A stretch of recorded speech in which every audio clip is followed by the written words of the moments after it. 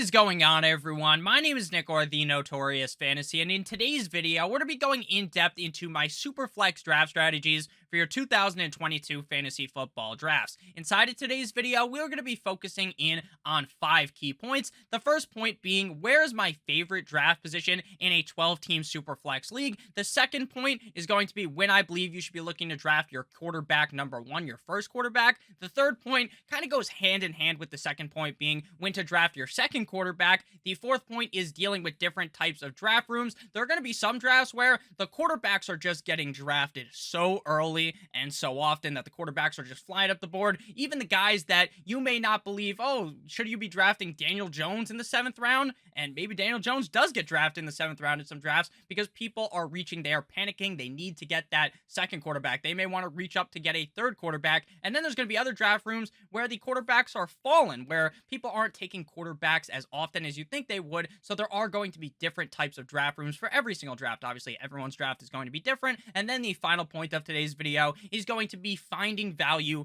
in SuperFlex drafts. But before we could get into things, I would like to ask that if you guys are new to the channel and you do end up enjoying today's video, that you please make sure to hit that subscribe button down below. And while you're down there, whether you are new to the channel or not, please make sure that you do leave a like on today's video. It would help us out a ton. And if you would like to follow me on Twitter, please do so at Notorious FNTSY. So without further ado, let's get into things. So the first point to discuss of my favorite draft positions in a 12-team league for SuperFlex, I'm going to kind of push that off for a second to try to explain to you guys what a SuperFlex draft is if you have never been in a SuperFlex league before. So a SuperFlex league is going to be set up like every other league, except for one of the flex spots, instead of being a running back, wide receiver, tight end, or just a running back, wide receiver, you can actually play a quarterback in that slot. So in my opinion, my draft strategy for a SuperFlex league is identical to a 2-quarterback draft, because I personally believe that you need to have 2 quarterbacks playing in your roster every single week if you want to succeed.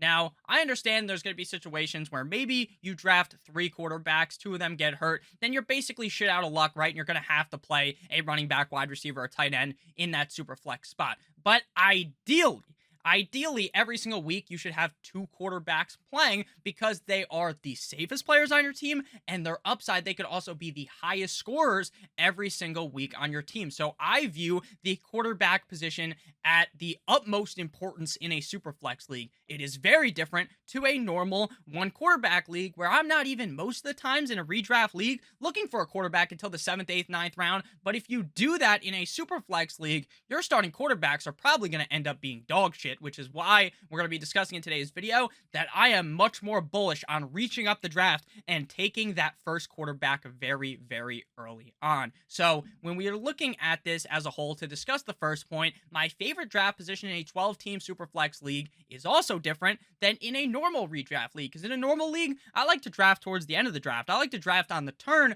where I can maybe get a nice 1-2 punch, 2 running backs off the rip that I feel very confident in, or maybe a running back and a wide receiver. Maybe you can even throw a tight end there. But I feel very confident getting those back-to-back picks with 2 players that could easily finish inside the top 12 overall in fantasy football. But in a SuperFlex draft, I want to be drafting early on, one of the top 5 picks, because in my opinion, if I'm one of those picks, I can take one of those supreme level quarterbacks. Now, there are going to be people who have varying opinions on the top 5 quarterbacks. Some people will say that, say, Kyler Murray, a guy who I think will finish top 5, is not going to finish top 5. He's closer to the top 10, closer to number 10 for them, and that's okay, right? People are going to have varying different opinions. But if you're in the top 5, then you are guaranteed to get a top 5 quarterback in fantasy football. And I understand that in a normal redraft league, taking a quarterback inside the first round will get you fucking laughed at, will get you mocked. People start throwing tomatoes at your ass while you're making these picks because it's embarrassing. You shouldn't be doing that. But in a SuperFlex league where the quarterback is of utmost importance,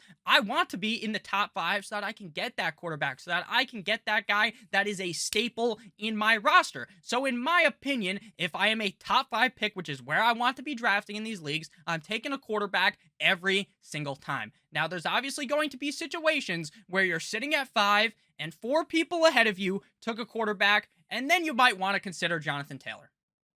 Because maybe to you, there's a fall off between quarterback 4 and 5, and Jonathan Taylor is just this beast of a man, right? He's probably going to finish most likely inside the top 3 at the running back position. He is ranked as my number 1 running back. So maybe to you in that situation, if you're at 5, 4 quarterbacks go off the rip, which is pretty unlikely. But if that ends up happening, then I'm fine taking Jonathan Taylor. But most times, I am looking to get that quarterback 1 early and often. Every single draft, I'm trying to draft that quarterback every single time early in a super flex league. So when do I want to draft my quarterback 1 also depends on every single draft. And I want to make this point very, very clear with you guys that you shouldn't be going into the draft setting yourself into a metaphorical box, right? Thinking, I must draft a quarterback in the first round, regardless of how the draft goes. You don't want to be thinking like that, because then you're trapping yourself in a box, like I said, and you're not going to be able to actually get value in the draft, because you're thinking, I need a quarterback in the first round, and then I need my second one in the fourth round. So then what happens if you're in the fourth round and there's no quarterbacks there that you like? Then you are going to reach in the draft and take a quarterback that you might not actually like. So please do not go into your drafts just locked and loaded thinking, you know what, I need to do these certain things, because a lot of the time, every draft is fucking different. Crazy shit could happen in your drafts, and you want to make sure that you're drafting a lot more based upon value than based upon this certain strategy you're going into. Again, these are overarching strategies. This is what I'm looking to do in most drafts. In most drafts, I'm looking to take a quarterback, my first quarterback, in the first 2 rounds. I find my teams look like trash, in my opinion, when I wait on the quarterback position. So I definitely prefer to draft my quarterback 1 early. And the same thing can be said about my quarterback 2. Now, unless there is some crazy, ridiculous value in the draft, I am most of the time looking to complete the top 6 rounds of the draft with both of my quarterbacks. And I don't even think it's a crazy thing to fucking say that I might take 2 quarterbacks in the first 2 rounds, that I might draft maybe a Kyler Murray, and then in the second round, match him with a Matthew Stafford, with a Russell Wilson, because quarterbacks come off the board fast in a lot of leagues. And we are going to be discussing dealing with different types of drafts because, like I said, every draft is different. But in a lot of these drafts, if you're playing with experienced players, they are going to be just grabbing quarterbacks left and right. So that's why I like to just snag my 2, be very comfortable with them, and then later on in the draft, take a shot on my 3rd quarterback. So moving on to the next point here, which is dealing with different types of draft rooms. But before we can do that, I would like to give you guys a quick word from our friends and our sponsor of today's video. They've been on the screen the whole time. It is Underdog Fantasy. Underdog Fantasy is the single best place to play fantasy football this summer. Their Best Ball Mania 3 tournament has $10 million in total prize money. All you got to do on Underdog is draft the team, and that's it. The draft is my favorite part of fantasy football. Now you just draft the team. There's no waivers. There's no trades. There's no in-season management. The computer on Underdog automatically puts in the players that score the highest amount of points every single week, so you don't even have to think about it. You could draft your team right now on June 10th, look at it in January, and you could have won $2 million. So you don't even have to look at it every week. You don't have to worry about that in-season management. You just draft the team, you forget about it, or you can watch it every single week, or you can forget about it and then come back at the end of the season and see what could have been a beautiful roster. Underdog will be giving you guys the best score every single week, like I said. So all you got to do, just draft the team and that's it. Last year's Best Ball Mania champion was drafted in June. So you don't have to wait until August to do these drafts. You can do them in June. So there's really no need to wait, in my opinion. You can just draft right now. I've already done a lot of drafts over on Underdog thus far. And over on the Best Ball channel, we do a draft every single Monday with those who are watching the live stream. Underdog will be doubling your first deposit up to $100 when you sign up with the promo code AWESOMO, which is good for 4 entries into Best Ball Mania 3 or 20 entries into the Puppy Tournament. Now, the Puppy Tournament is getting filled at a rapid rate. It will probably be filled over the next couple of days, but, you know, I'm not someone who works at Underdog, but I think they're going to release a second one relatively soon. So again, promo code AWESOMO, AWESEMO, for a first match deposit bonus of up to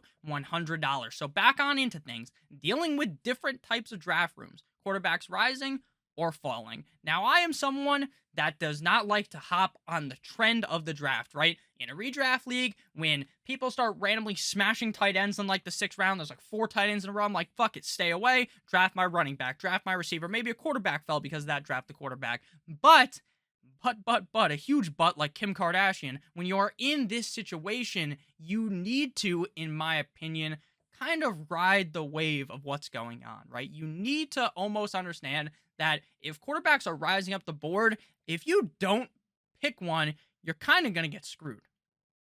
You're almost going to get screwed in a lot of situations. Now, you don't always have to hop on board, especially if it seems like the trend is ending, right? People are going to stop taking quarterbacks. That's like, okay, whatever, then you can wait. But in a lot of situations, when you're seeing quarterbacks go early and often, you almost have to hop on the train unless you see some crazy value at other positions, because the quarterback position is just so important in Superflex leagues. And if you are able to draft 2 quarterbacks, maybe your first quarterback you draft in the first round, then you wait a little bit later and you draft your second quarterback. If both of those guys end up being top 5 quarterbacks, your team is virtually fucking unstoppable as long as you drafted somewhat fine with the running backs, wide receivers, tight end, and the other flexes on your team, right? Then you are going to be perfectly fine. So I want you guys to understand that the quarterback position is just valued so much that I am almost ready to hop on the train and start taking quarterbacks. But when quarterbacks are falling, I'm even more excited because, wow, if people are waiting on these guys, you can just pick off a quarterback or 2, maybe later than normally you'd want to, right? So say in the first round, only 2 quarterbacks go. Then in the second round, bam,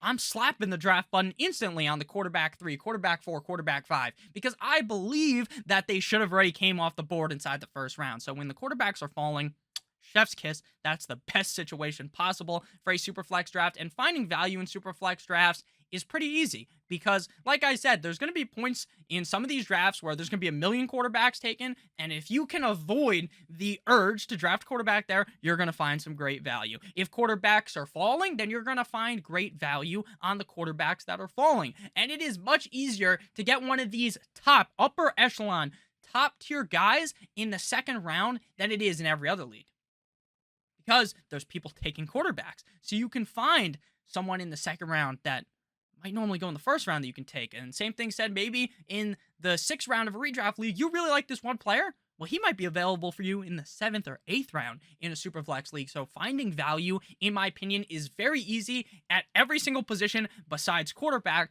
because the quarterbacks are going to fly off of the board. So down below in the comments section, let me know what you guys thought about today's video. Let me know if you have any questions about Superflex drafts, because if you are new, it could be a little intimidating when you see 50,000 quarterbacks going in the first couple of rounds, but don't panic. Just ask the questions in the comment section. I can definitely try to help you guys out. I love you guys all so much. Again, please make sure if you are new to Underdog that you use promo code AWESEMO on your screen down below in the description, probably in the pinned comment as well. Promo code AWESEMO, AWESEMO, for a first match deposit bonus. You can double your first deposit up to $100. You deposit $100, you get an additional $100. You add those together. Quick math, that is $200. Thank you guys all so much for watching. I love you guys all so much. Hope you have a great rest of your guys' day. And again, if you do want to follow me on Twitter, please do so at Notorious FNTSY, and hit the outro me, because I'm editing this.